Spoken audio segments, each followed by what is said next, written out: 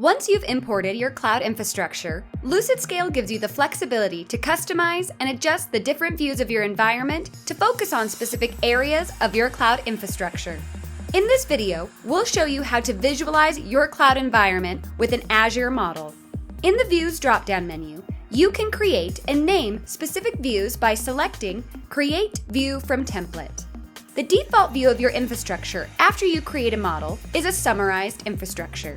From here, you can create many different views. One of your entire infrastructure, a view of your virtual network topology, or shared VPC infrastructure.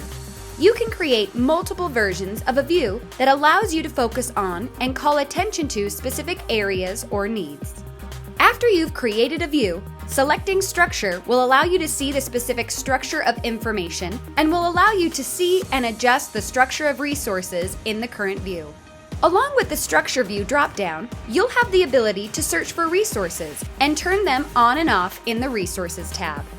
Lines can help you understand the connection between resources in your cloud infrastructure. Go to the Lines tab and add lines to your view by searching for the connection you are trying to see and turning it on. Once selected, you'll be able to edit the line to distinguish one line connection from another. Being able to visualize and see what you need from your cloud architecture has never been easier than with Lucidscale. Now that you have created many different views of your infrastructure, check out our next video to learn about how you can continue to visualize your infrastructure with the Lucidscale layout window.